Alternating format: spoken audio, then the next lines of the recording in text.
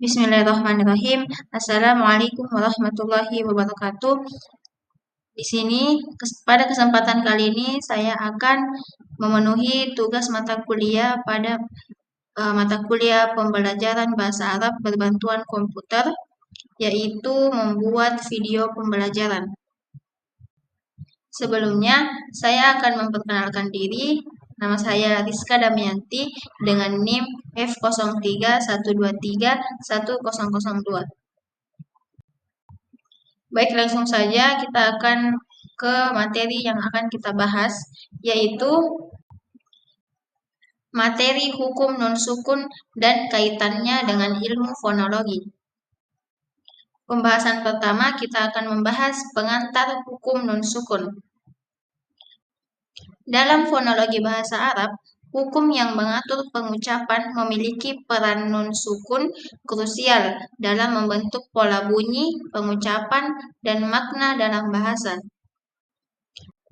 Sedangkan nun sukun sendiri adalah kondisi di mana huruf nun tidak memiliki harokat atau vokal yang menyebabkan bunyinya berhenti. Lalu, dalam konteks fonologi, fenomena ini sangat menarik karena mencerminkan bagaimana bahasa Arab memanfaatkan perubahan bunyi melalui beberapa aturan tertentu. Bahasa Arab memiliki beberapa kaidah yang khusus mengatur bagaimana nun sukun diucapkan ketika bertemu dengan huruf-huruf tertentu. Secara umum, hukum nun sukun terbagi menjadi 4 bagian. Yang pertama izhar, iklab, idgham, dan ikhfa. Keempat hukum ini menggambarkan cara perubahan bunyi nun sukun yang terjadi berdasarkan pengaruh lingkungan fonologis dari huruf-huruf yang berada di sekitarnya. Pembahasan selanjutnya yaitu penjelasan mendalam tentang hukum nun sukun. Yang pertama, hukum izhar. Apa itu hukum izhar? Definisinya adalah izhar adalah kondisi di mana huruf nun sukun atau tanwin diucapkan dengan jelas tanpa adanya perubahan bunyi ketika nun sukun bertemu dengan huruf-huruf tenggorokan atau halqi. Huruf-huruf izhar berlaku ketika nun sukun atau tanwin bertemu dengan salah satu dari 6 huruf tenggorokan, yaitu huruf hamzah, ha, ain, ha, go, kho. Lalu penjelasan fonologisnya adalah dalam kasus ini nun sukun diucapkan dengan suara yang jelas tanpa proses penyamaran atau peleburan. Secara fonetis, izhar menjaga suara nun tetap terdengar jelas sebagai nasal alveolar meskipun berada di dekat huruf-huruf halqi yang dihasilkan dari area tenggorokan. Contohnya, kata minhum diucapkan dengan jelas tanpa perubahan pada suara nun. Lalu, hukum yang kedua adalah hukum idgham. Idgham adalah hukum di mana nun sukun atau tanwin diintegrasikan atau dilebur menjadi huruf berikutnya sehingga nun tidak terdengar lagi. Secara fonetis, ini menyebabkan hilangnya suara nun dan transisi yang lebih lancar menuju konsonan berikutnya.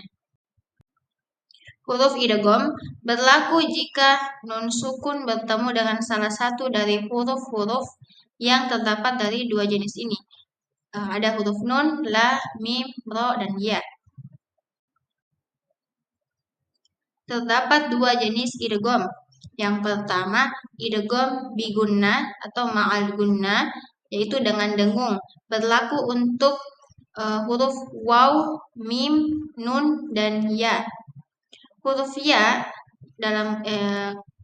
dalam kasus ini nun dilebur dengan suara dengung atau nasal.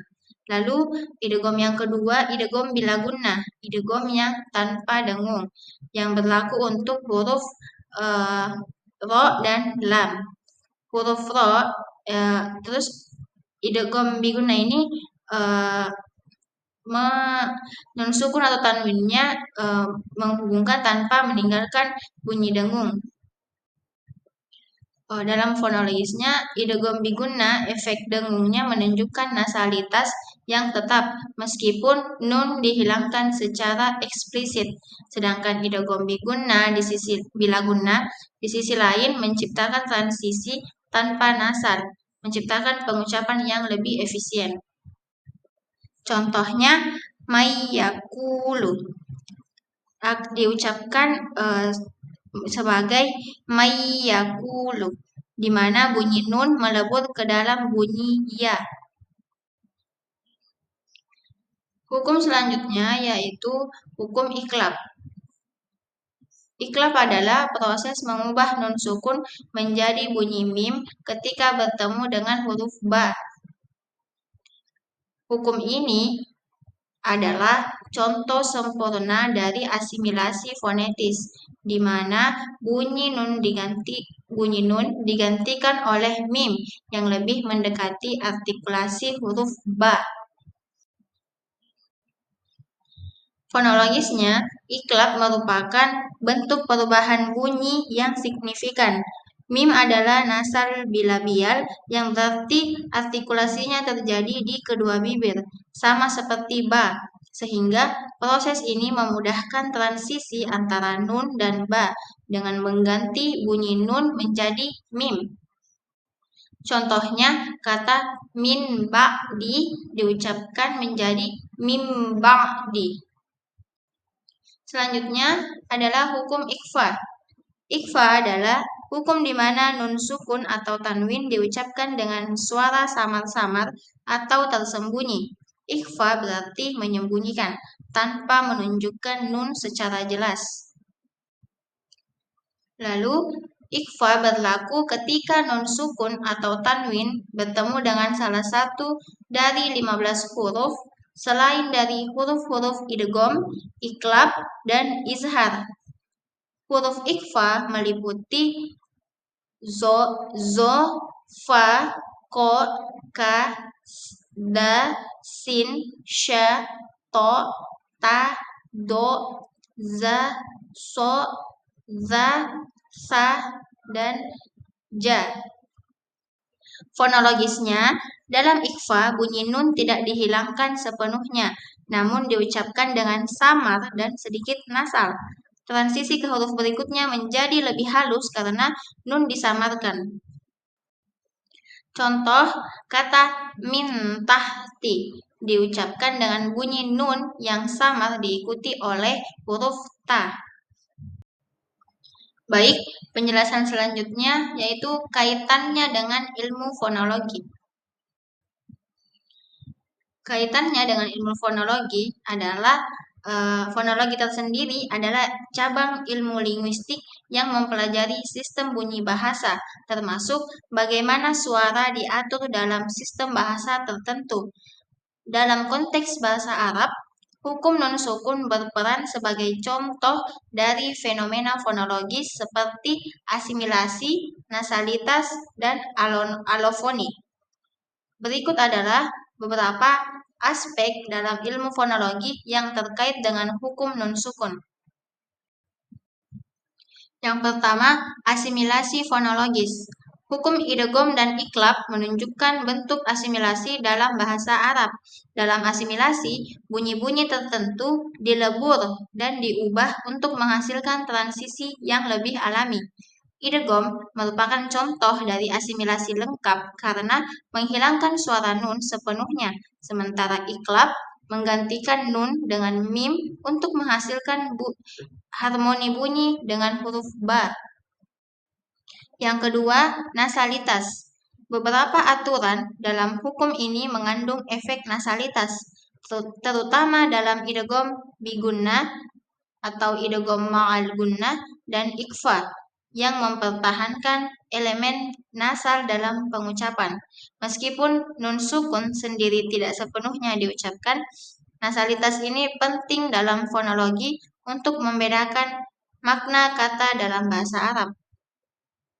Yang ketiga ada konsep alveolar dan bilabial. Nun sukun sebagai bunyi nasal alveolar berinteraksi dengan konsonan bilabial seperti huruf mim dan huruf ba dalam iklab. Perubahan fonetis ini menunjukkan bagaimana posisi artikulasi memainkan peran dalam pengubahan bunyi. Bahasa Arab secara fonologis menyesuaikan posisi artikulasi untuk menghasilkan bunyi yang lebih mulus. Selanjutnya, yang keempat, proses peleburan bunyi dan efisiensi fonologis. Aturan-aturan hukum nun sukun juga dapat dipahami sebagai upaya untuk meningkatkan efisiensi fonologis. Penghilangan atau peleburan bunyi nun membantu penutur mengucapkan kata-kata dengan lebih lancar. Misalnya, idegom menghilangkan bunyi yang berpotensi menghambat kecepatan bicara, sehingga menghasilkan kalimat yang lebih halus dan ritmis. Lalu yang terakhir ada implikasi morfologis dan semantik. Hukum nun sukun juga memiliki kaitan dengan morfologi karena penghilangan atau peleburan bunyi dapat mengubah struktur kata dan dalam beberapa kasus makna kata. Perubahan dalam pengucapan yang dihasilkan oleh hukum nun sukun ini menunjukkan hubungan erat antara fonologi, morfologi, dan semantik dalam bahasa Arab. Lalu pembahasan selanjutnya kita akan membahas signifikasi dalam pembelajaran bahasa Arab.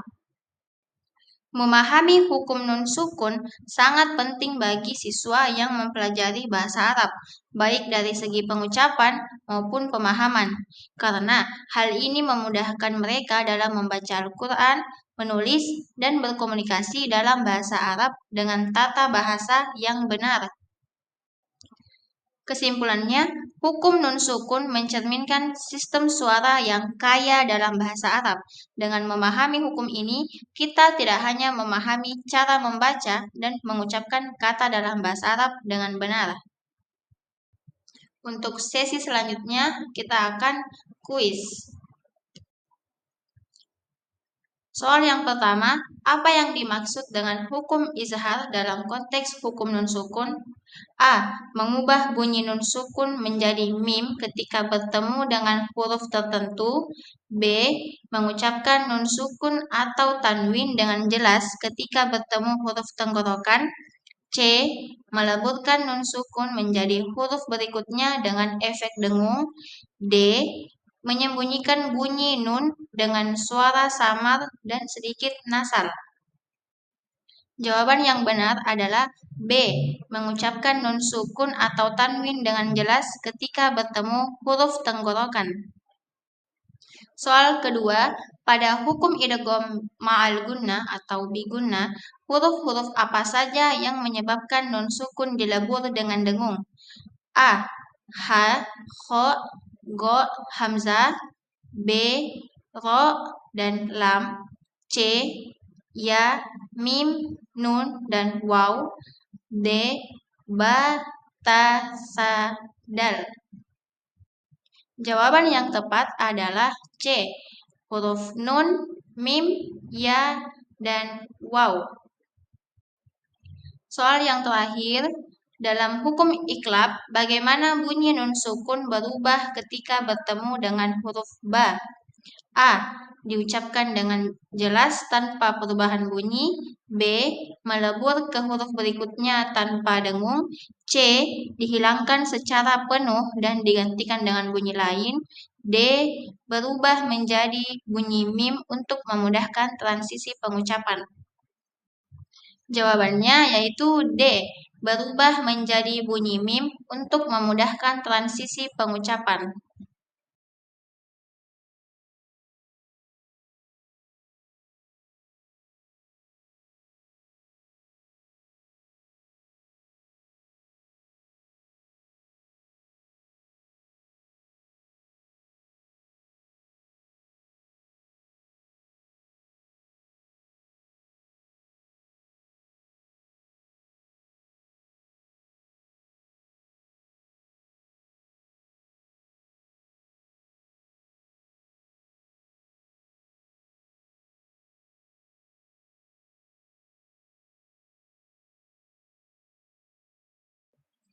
Sekian dari hukum non sukun dan kaitannya dengan ilmu fonologi. Kurang dan lebihnya mohon dimaafkan. Wassalamualaikum warahmatullahi wabarakatuh.